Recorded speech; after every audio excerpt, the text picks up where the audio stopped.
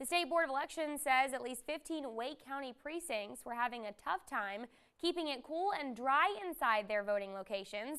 The high humidity levels are preventing ballots from being fed through machines, also known as tabulators. Election officials saying when the ballots can't be fed through the tabulators, they are stored securely in emergency bins and will be counted as soon as possible. He made the move from Goldsboro. County Democrats swept the races from county commission to the school board to the Senate. There were quite a few victories last night. County Commissioner Rob Zappel was re-elected last night alongside newly elected Julia Bozeman. In her speech last night, Bozeman said they are putting the gavel back in the hands of the people. Zappel says this victory is not about party, but about bettering the community. Zappel says he thinks there was a clear statement made by voters last night. He says he is looking forward to the new beginnings ahead. And while New Hanover County is leaning blue, its neighbors are solidly red. Deb Butler, who in District 2, current school board chair Kenneth Lanier is also out. The Democrat received 42% of the vote. The winner in that race was Republican Beth Burns. The District 4 seat was open after Catherine Herring, who had been on the board since 1990, announced early this year she was not running again and later died. That seat, too, will now belong to a Republican as Ken Smith beat June Robbins 58-42. How did Hurricane Florence impact Wilmington's economy? That was the big question at the Outlook Economic Conference yesterday morning at the Hotel Ballast. Community leaders listened to several presentations from experts on local and national economies. Regional economist Adam Jones from UNCW says there is no doubt Florence will impact the unemployment rate, business growth, and tourism. However, he predicts those should bounce back fairly quickly. Adams also talked about housing market impacts. Plus, new details in the deaths of 2 mental health patients who drowned while being transported during Hurricane Florence. and 12 dead. Good morning. Happy Friday. Welcome to the couch this morning. Yes. Monique. Good morning. Nice to have you here. Justin's off today, so we're so happy to have Monique with us this morning. I'm happy to be here bright And early. and early. Well, it's not It's really not bright bright outside. quite yet, but hey, the sun has been coming up earlier. Yeah, Yes. but I tell you what, And- it gets dark really early in the Yeah. evening. Yes. I noticed it big time yesterday with all that dreary rain out there. Yeah, I saw someone's Facebook post. They were like, you know, these are the days where you go to work and it's dark, and then you come home and it's dark. Yeah. It's winter is upon us. Well, I guess fall, but Yes. winter's creeping up. That's Yeah, right. well, the That's good to temperatures see. are going to start feeling like that slowly but surely in the next couple of days. You're going to be like, what day is it? But we're again? going to see the sun this weekend, Yes, right? definitely. All right, Okay. well, that's the ray. We'll That's take the that. sunshine, yeah. We're not going to be seeing much of sun today. Cleaning the roads, county officials decided Monday they will not be picking up all those piles of trash on unpaved roads in Pender County. WWAY's Kylie Jones spoke to a resident who feels like the county is treating these areas unfairly. Commissioner George Brown says he apologizes to residents for the lack of funding. He encourages people to try to move their debris to a main paved road so it can be picked up.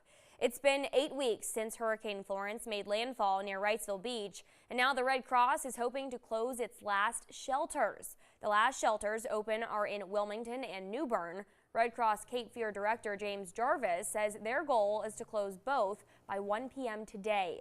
Jarvis says 39 people stayed in the Wilmington shelter Wednesday night. He says the shelters won't close until everyone has somewhere else to go. Jarvis says residents were notified a week ago about the shelters potentially closing today and received final word Wednesday. If you received help for rental assistance through FEMA, you can extend the aid. Complete a declaration of continuing need for rental assistance. Grant recipients should have received the applications in the mail 15 days after the assistance grant was received. You can mail it back to FEMA or fax it to them.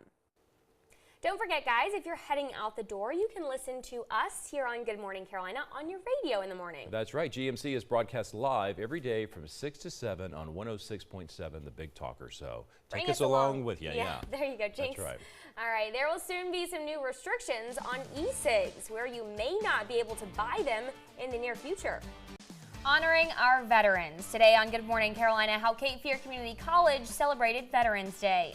Plus some positive news about a local teen we've been following after Hurricane Florence left her homeless. And the latest from animal shelters who have been caring for pets displaced from Hurricane Florence. Good morning. Happy Monday. It's a chilly one out there. It is a chilly one. Ooh. Amazing we're still talking about Florence, by the way. Almost 2 months to the day that we Yeah. were dealing with all that. And you guys won an award this weekend. We did. We were in Charlotte at the AP and RTDNAC Awards, and Hurricane Florence was something that we talked about there. And it seemed, I was telling Jeff, it feels like it's been such a long time only since 2 months. The storm. But I mean, it's only 2 months. But then when you're talking about being displaced from your home, it's been 2 months. So there's a lot of different ways to look at it. And the reality is still setting in for a lot of people in our viewing area. As they try to deal with where am I going to go now? Maybe they've been in a temporary housing situation for the last 2 months, but now they've got to figure out plan B, so. And there are some people who have been living in tents, and this weekend we really hit that cold snap. So that's something else that people are going to have to start thinking about now with the colder temperatures we're going to see this week. And unfortunately, a lot of rain in the forecast too, so that's kind of a bummer for them. We'll start off with a picture from. Unfortunately for a few riders, the charity event ended with a trip to the hospital. We want to warn our viewers, some may find this video disturbing.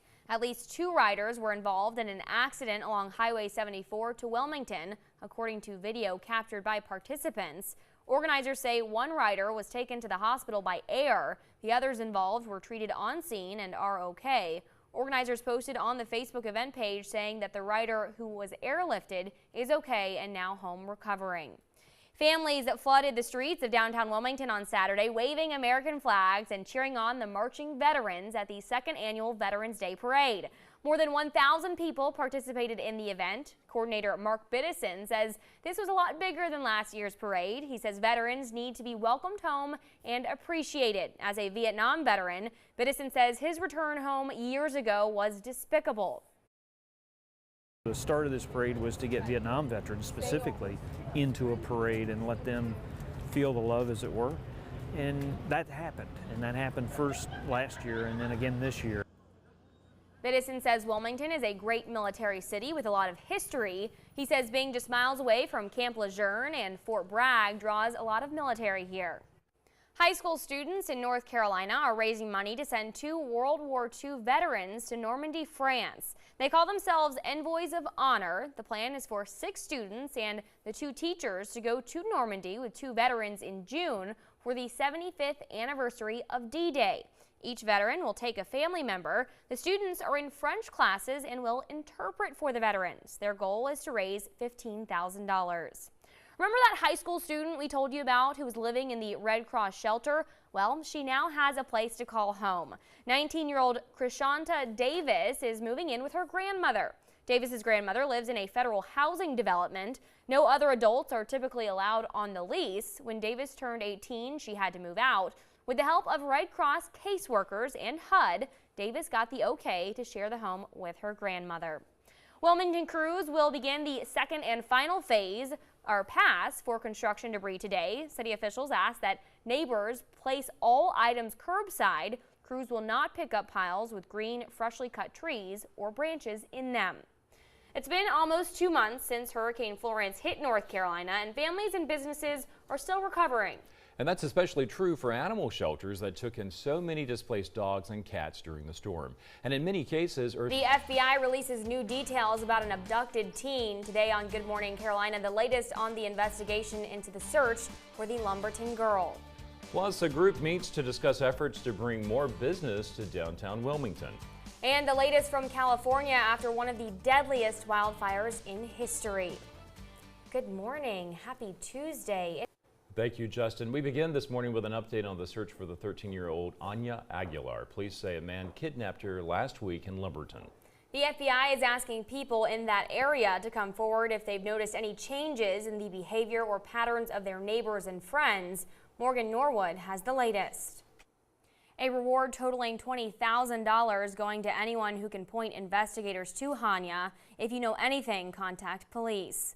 Wilmington police have arrested a Wilmington teen in connection to a shooting that happened yesterday morning and left a 30-year-old man injured. 17-year-old Narmel Davis was arrested and charged with assault with a deadly weapon with intent to kill and possession of a firearm by a minor. Police say the shooting happened near 6th and Mears Streets. And there is new information that 2 other men may have been with Davis at the time of the shooting, but police need your help identifying them. If you have any information, please call police.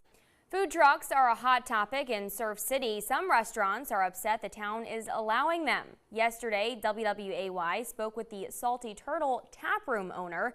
He says he is not in the business for selling food, but his customers like to have food options. The Salty Turtle Taproom owner says when the restaurant opened in December 2017, they asked the town planner to have food trucks. The town said no. In May, the restaurant asked for the actual ordinance that says they cannot have food trucks. The order did not ban food trucks, so in late August, Salty Turtle had their first food truck on site. We're not in the business of making food. We don't have a restaurant. We brew beer. That's what we know how to do. But we also want to offer an option for our guests that come to the tap room to have some type of food option. So that's why we try to bring food trucks in. The ordinance allows for food trucks to operate on the property of a fixed business. It does not clarify details of food sales, or of truck sales, Local restaurants say they are taking the money away from Surf City. The town has historically banned mobile vendors. It's a debate that has come and gone for more than a decade. Now there's a renewed vigor for one Pender County community to become its own town or city. Hampstead only takes up 4% of Pender County's land, but 27% of its population. A U.S. Census report lists Pender County as North Carolina's 4th fastest growing county. Now some Hampstead residents think it's time to get their own police force, mayor, and have better control over their roads and future development. 15% of registered voters in Hampstead would have to sign a petition to incorporate, and then it would be voted on in 2019 or 2020. 2 months since Hurricane Florence, and many are still in need. How one organization is trying to get animal supplies to those who need it. Governor Roy Cooper wrapped up a full day of meetings in Washington, D.C. yesterday, urging lawmakers to help North Carolina rebuild exactly 2 months after Hurricane Florence. The governor, essentially a lobbyist. He obviously did not need to convince North Carolina's congressional delegation, but they are the ones who have to take the governor's request and rally support from their colleagues in the House and Senate. Specifically, Governor Cooper wants several $1 billion to invest for things like housing, infrastructure, and agriculture. It's unacceptable to have people to have to go over. Congress has already approved about $1 billion for relief, but there could be some speed bumps to getting more help now. Tragedy strikes a couple who traveled across the country to help with Hurricane Florence recovery. The Bladen County Sheriff's Office made 2 more drug busts recently. One happened during a welfare check on a stranded vehicle. The Sheriff's Office says on Monday, a deputy on patrol smelled marijuana while checking on passengers in a stranded car. They arrested Stephen James Linderman and Carrie Ann Simmons after allegedly finding cocaine, marijuana, guns, and cash in the car. Deputies also arrested Cornelius Allen after receiving tips about drug sales in Elizabethtown. Deputies allegedly bought prescription medication from Allen. He also faces several charges. Starting this weekend, Todd Coring. The show will go on this year for the North Carolina Holiday Flotilla at Wrightsville Beach. The 35th annual flotilla is Saturday, November 24th, and is a weekend full of events with something for everyone, including a tree lighting ceremony and Santa Claus on Friday, and the festival in the park on Saturday before the flotilla boat parade Saturday night. Text voting is back this year with the People's Choice Awards for Best Boat selected by spectators.